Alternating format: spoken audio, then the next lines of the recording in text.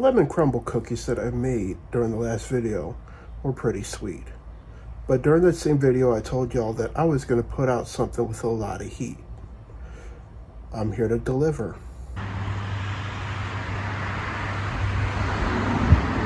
What's up, everybody? We alive. Yet another day above soil. So it's been brought to my attention that there was somebody who also went off the beaten path with me the last time. You know, when I was talking about getting laid off. So this person who watched my last video when I went off the beaten path has said they didn't want to be a jerk in the comments and say they wanted me to do this video. But even having that trepidation, saying, I think we need to talk about this video, but I'm kind of nervous that I'm gonna look bad. Well, maybe we should talk about it and go off the beaten path.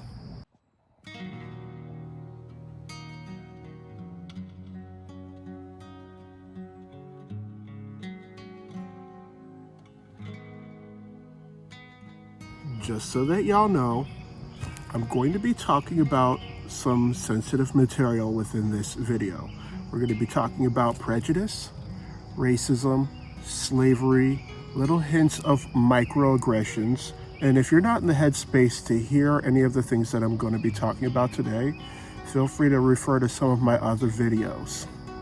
So before I get into the meat and potatoes of today's topic, I'm going to skip over to our local artist spotlight. Are you into antique furniture? Do you have antique furniture that needs new life? Consider Lavish Furniture Flips. Shout out to LaToya. She takes old furniture and she will give it new life. LaToya has a Black and veteran-owned business, and she's over in Towson, Maryland. Some of her fantabulous pieces of furniture could be bought at Stickerism, or you can go to her store in Towson, Maryland, 738 Delaney Valley Road, Towson, Maryland. And we're back.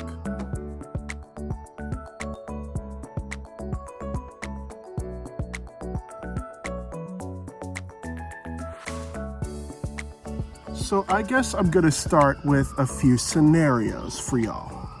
Scenario one, this was during a time when I was still living in Oswego. This was when I just got laid off for the first time, and I was still running LDX. I had to do something because just staying in my apartment, feeling bad about myself was not an option, and I wanted to promote what I have started.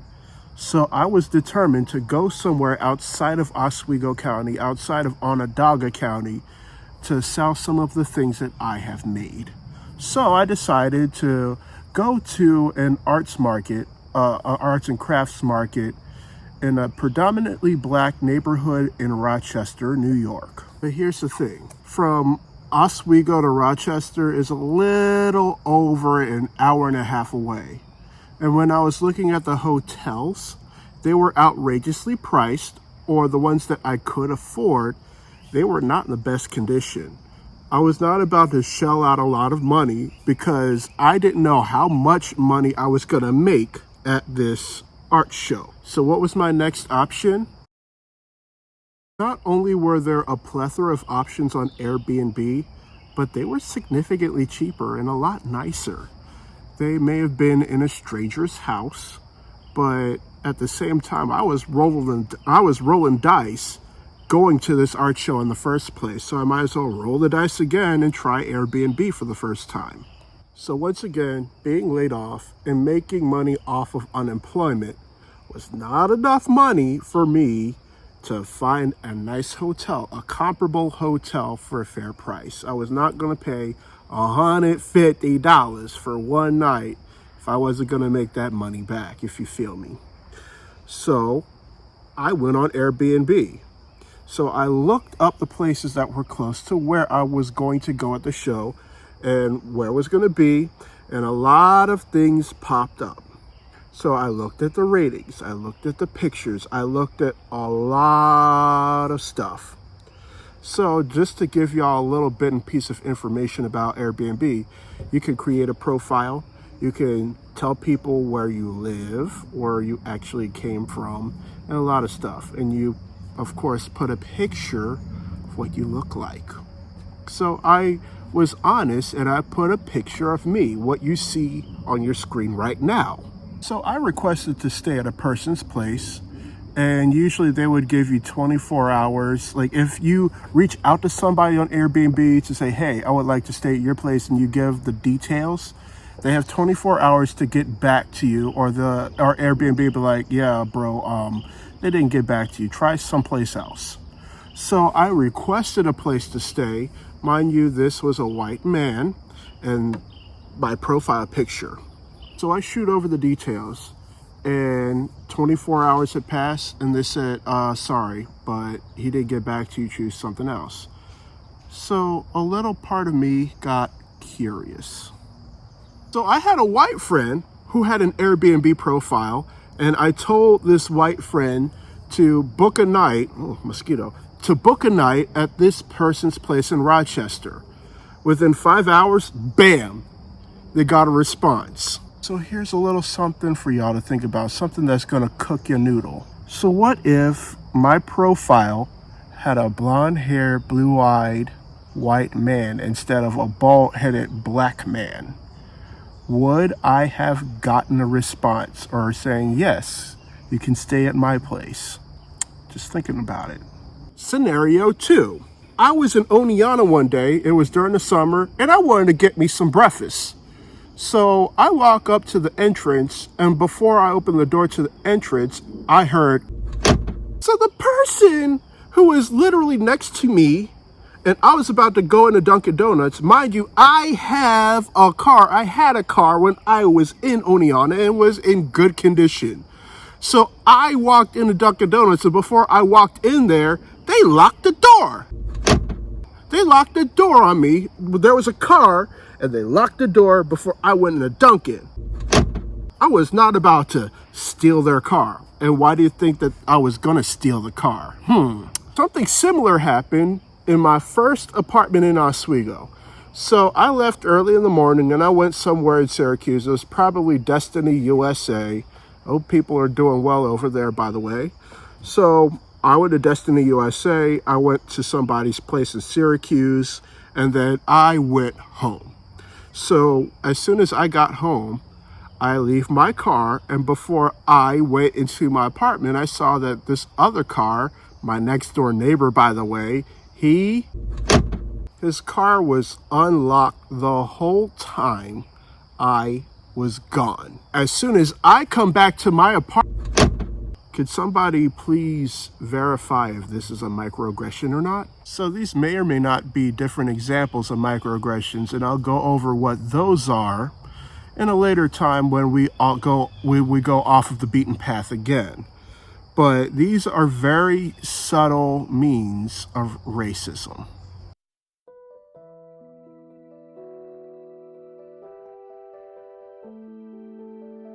So there's a difference between prejudice and racism, and I'm gonna break it down to you in simplest forms. So back when I was in the undergrad, I read a book by Dr. Beverly Tatum, and it was called Why Are All the Black Kids Sitting in the Cafeteria Together? It was a good book. It was very informative. And according to Dr. Tatum, prejudice is an adverse or hostile attitude toward a group or individual members, generally without just grounds or before sufficient evidence is presented. This is something also called ignorance. Prejudice is characterized by irrational or stereotyped beliefs based off of ignorance. Ignorance is not being aware of something or not being educated on certain topics. So in social sciences, the term is most often used to reference ethnic groups. It could be race, it could be religion, it could be body image, it could be many other things. Anybody on the face of the earth could be prejudice. I can give y'all an example. If there was a white boy who went into a neighborhood that was predominantly black, and all of the black kids were making fun of him, throwing rocks at him, sicking the dogs on this person because he's white, that is prejudice. But let me take a back step, and I'm going to say that prejudice is not the same as racism. There's a fine line between them both, and it's important to know the two. Simply put, racism is a form of prejudice.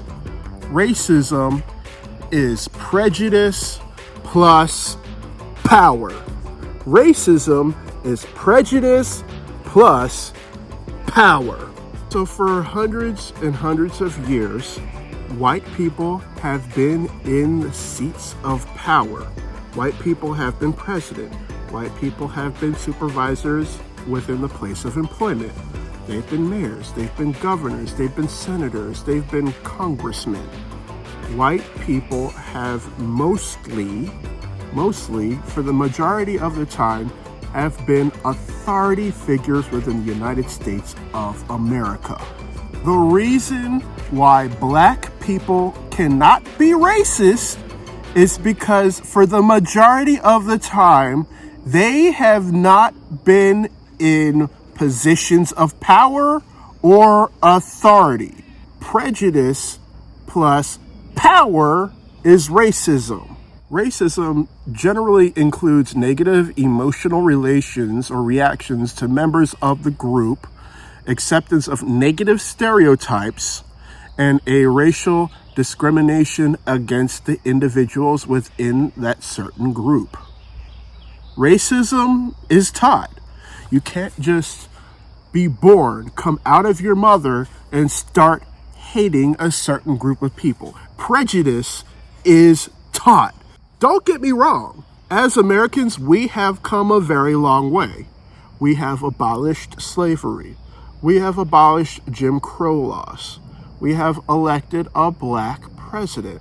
We have elected a black woman to be the vice president.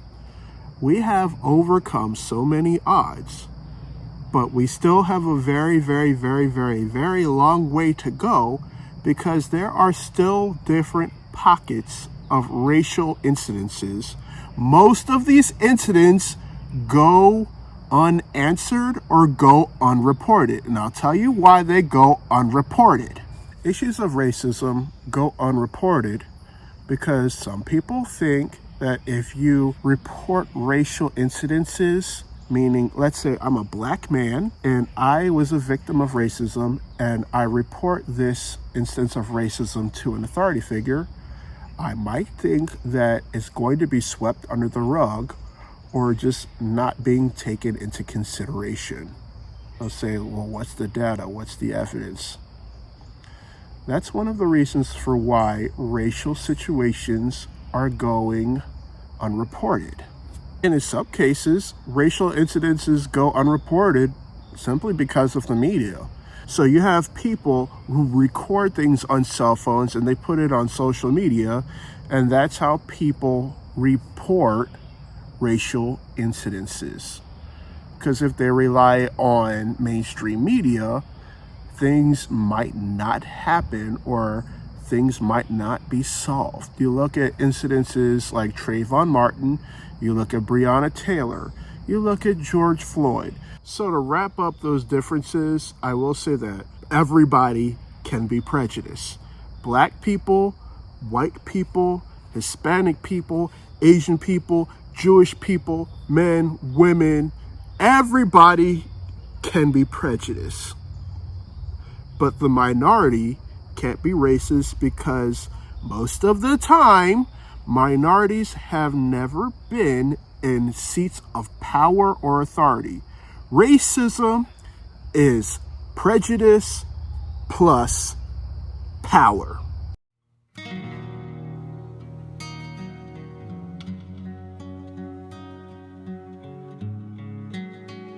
So now I'm going to tell y'all about why we celebrate Juneteenth. Juneteenth is also known as Emancipation Day, and it commemorates June 19th of 1865. So right around June 19th, 1865, there were people enslaved in Galveston, Texas, and they finally received word that slaves were free.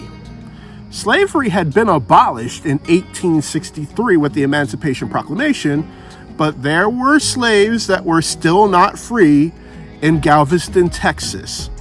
One of two things happened. Either number one, the person who was delivering the message was shot, or they received the message, but they were waiting for the growing season to end so that they could free the slaves. But for those 2.5 years, people in Galveston, Texas, slaves in Galveston, Texas, were not free after the Emancipation Proclamation was signed. Some people want to know why Juneteenth is a holiday.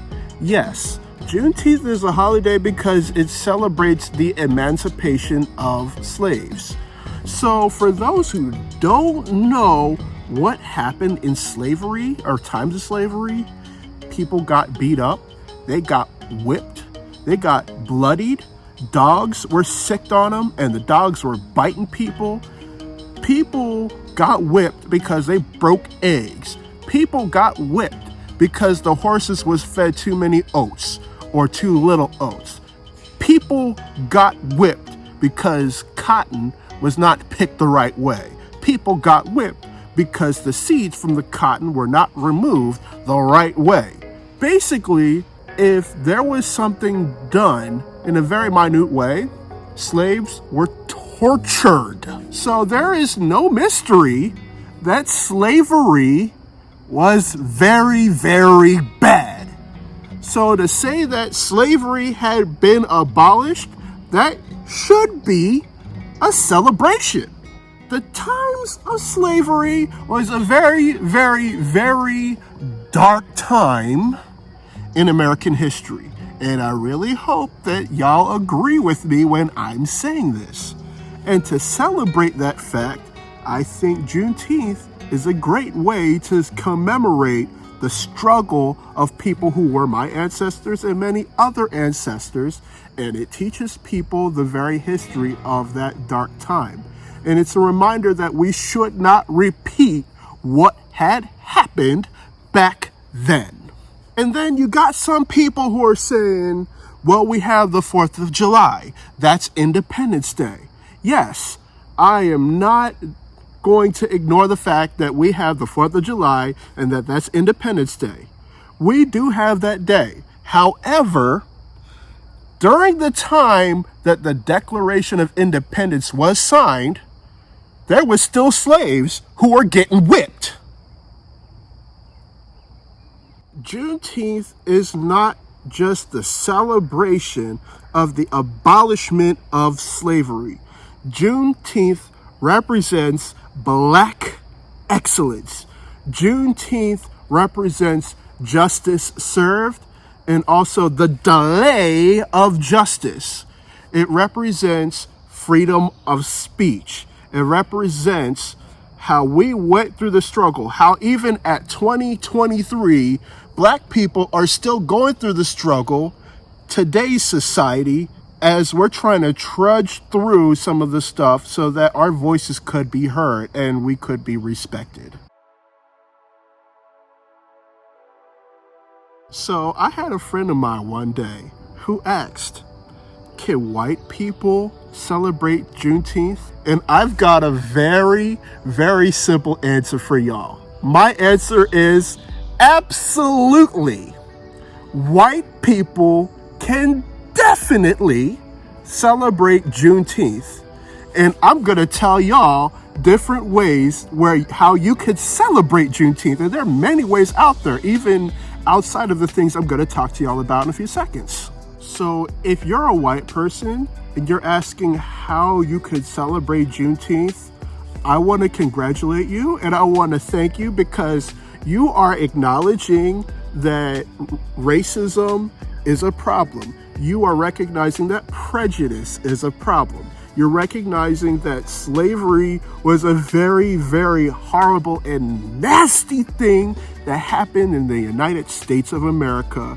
And you want to celebrate that that is no longer something that's happening in the United States of America. I want to sincerely congratulate y'all, and I want to thank y'all for wanting to celebrate Juneteenth with us. So here's a few ways in how you could celebrate Juneteenth. Shop at local Black businesses. If you need any suggestions on Black businesses, I got you. So within Stickerism, there are many different Black artists and Black business people who conduct business under consignment. And even outside of Stickerism, there are many different Black owners and Black businesses out there. I'm gonna put some right down in the comments so that y'all could get started. Go to a Juneteenth festival. If you're close to a city and there's a Juneteenth festival, I know there's one in Cleveland. I'm hoping there's one in Baltimore. I might go. I might. Anyway, go to a Juneteenth festival.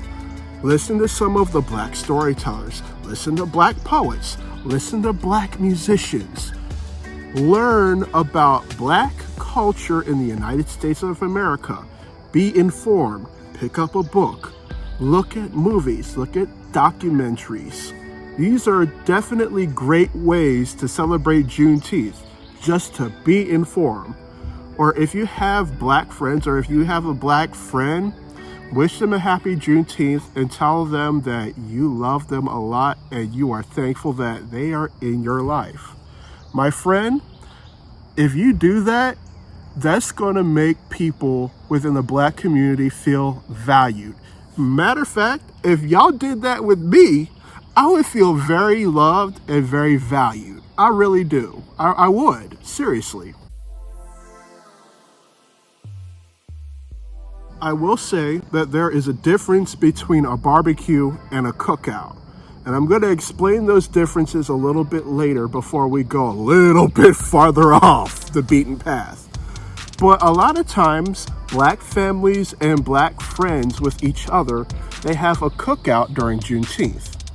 Now, if you're white and you get invited to somebody's Juneteenth cookout, consider yourself blessed. I'm going to tell you why. And this is going out to all of the people listening to this who are white. If you get invited to a Juneteenth cookout, you have understood the assignment. Keep doing what you're doing. Basically, the person who invited you to this cookout sees you as humble, willing to learn, is understanding, is in some cases empathetic. They're a good friend of yours and a good sounding board. You've got your ducks in a row. So get yourself a pat on the back because you have been doing something right. When you go to the cookout, here's just a few pointers, and I'm going to be a little bit transparent. So for my Black brothers and sisters, if there's some details that I'm missing, or if you want to elaborate on some of these things, feel free to do so within the comments. This video is allowed on YouTube because it is educational. If you go to a cookout and you're invited, don't be shy. Say hello. Hey, how you doing today? My name is such and such. It's a pleasure to meet you. Just be friendly and say hello to people. You know, walk around with your friend. Walk around with the person who invited you. The friend that invited you may introduce you to their mother, their father, their sister, their brother, their auntie, their uncle, the crazy uncle who's over the table getting drunk, probably. Or maybe it was the crazy auntie, or maybe the grandfather had a little bit too much. It's definitely gonna be a show, I'm gonna tell you that. If you just get invited to a cookout in general, you're blessed, and know that the person who invited you really sees big potential in you. So definitely pat on the back. But anyway, when you go, don't be shy.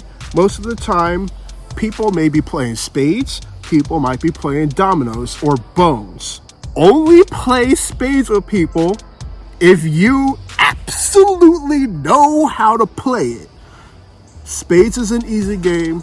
Dominoes is an easy game, but you gonna need to know how to play the game before you get into.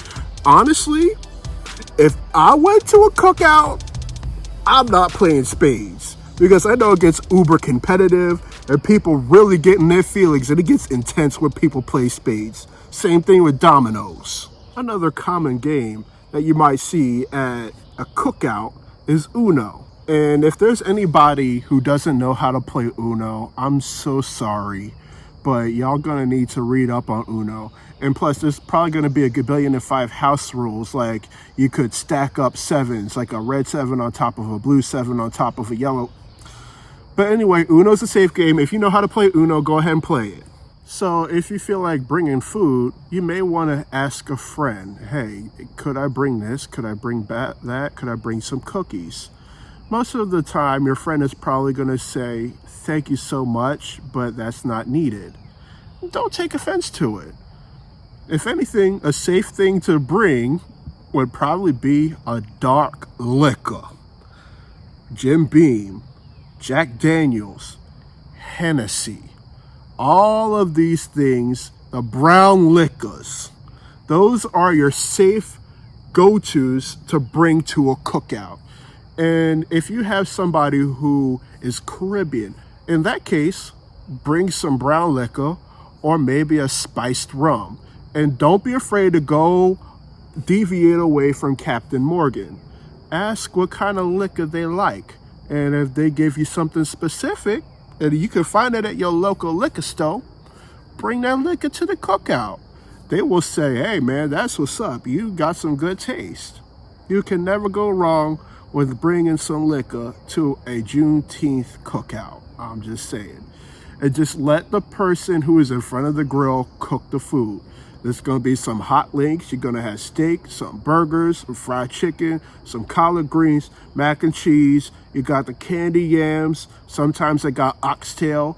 If you go to a Caribbean cookout, you're going to have jerk chicken. You probably got curry goat. You got the peas and rice. You got callaloo, which is a very spicy version of collard greens. I've had it and it's really good. It's spicy. And I'm somebody who loves spicy food. It's going to be a lot of food. And did I mention hot links? Oh yeah, it's like bratwurst. Yeah, that's what it is. Hot links are bratwurst. You have hot dogs. They've been cooking for a long period of time. Like half the hot dog is charred off. The other one is like a beet red. So you're going to be stuffed at the cookout. And also potato salad, macaroni salad, pasta salad. Oh, sweet. And don't even forget about the pound cake. Most of the time, I'm probably going to be the one who brings a pound cake to somebody's cookout.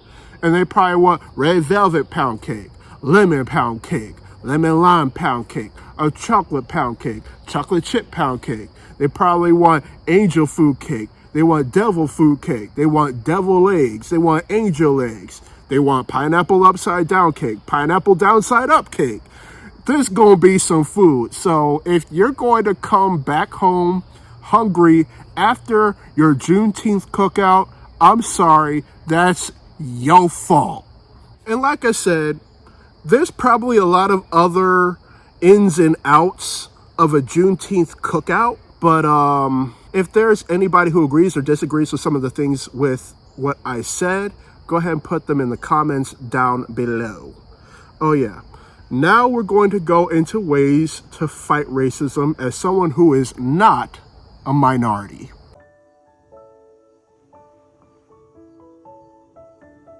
So you got to be humble. There's lots to learn. As a black man, there's still a lot of things for me to learn about black culture in America. Be informed, ask questions, do a little bit of research, recognize your privilege, and use your privilege to fight against the hate. And there are a few ways to recognize your privilege. Have you ever been to a mall?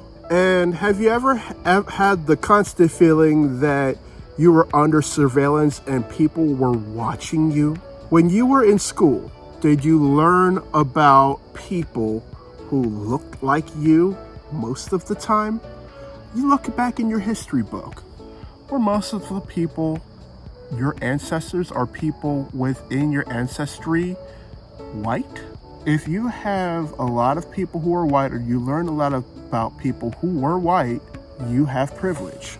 Did you ever have the experience where you had to speak on behalf of your race in class or any given situation? If you haven't, then that's privilege. Can you easily purchase books or CDs from artists who look like you or have similar ancestry as you? If you can, that's privilege. Can you be sure that when you move into a new neighborhood, you're not going to be harassed and there's going to be neutral feelings? My friend, if you can move into a neighborhood and not be harassed because of your race, you've got privilege. It's not a bad thing that you've got privilege, but be cognizant and not ignorant to that privilege. And there is a way to use that privilege to combat racism. So let's go back to scenario 1. So let's say that I'm booking an Airbnb and I didn't get a response within 24 hours. If you were the white friend and you book an Airbnb with that same person and then a few minutes later they accept your request, are you going to be the one to point out the injustice that just occurred? Just something to think about. By all means, it takes a lot of courage to fight racism, especially if you are a member of the majority, if you are white. It is a challenge and it's something that takes incredible courage.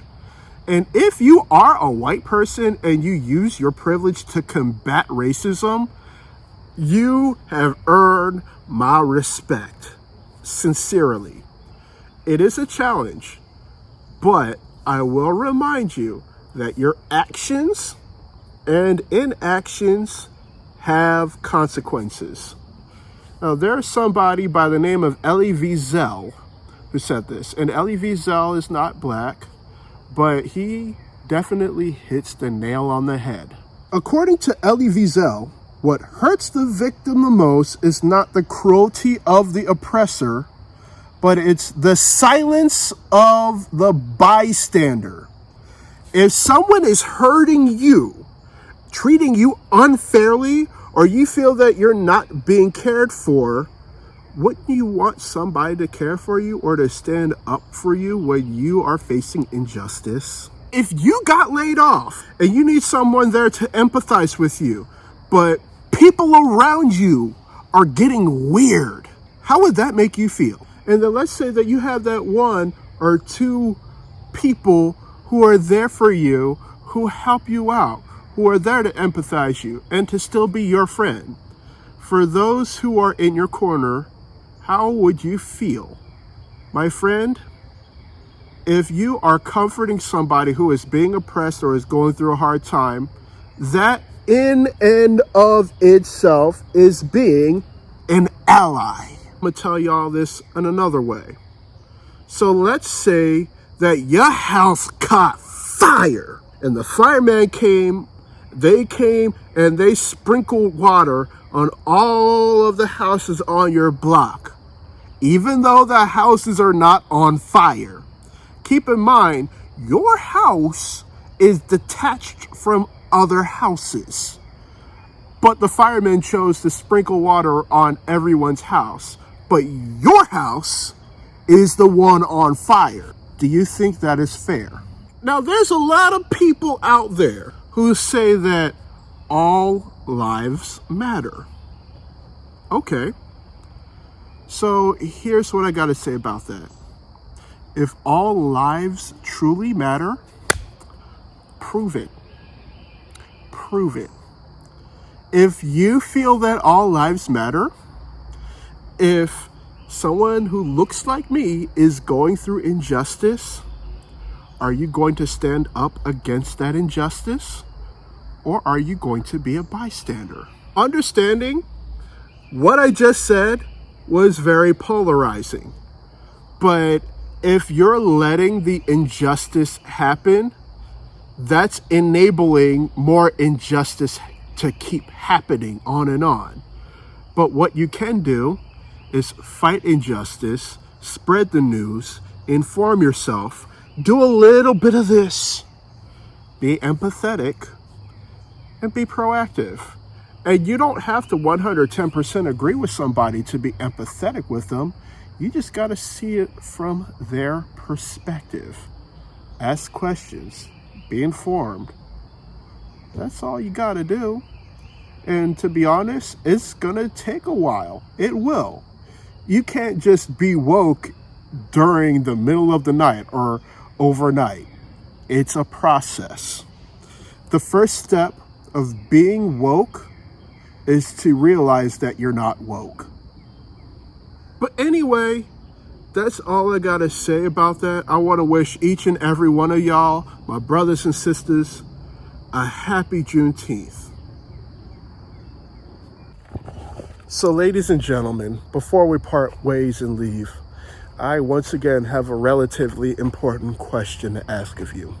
If you went to sleep tonight and you ain't wake up the next day, would you truly be satisfied with the life that you lived?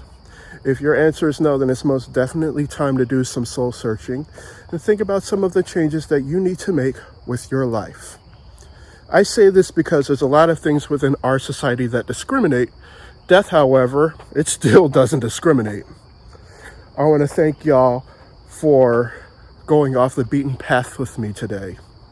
If this is your first, second, third, or whatever time, hit that subscribe button. It's right down below. I'm going to put the links to my Instagram, Stickerism's Instagram, Stickerism's website, Nowhere Collective's website, Nowhere Collective's Instagram. And I'm also going to put a plethora of resources down below, including Dr. Beverly Tatum's book that I just talked about. Also, if you feel that you have gone off the beaten path and you want to get back on the beaten path, write down in the comments below. Give me some suggestions. I got you. I leave you all with much love, good spirits, and vibes. Until next time, I'll see y'all later. I'm out.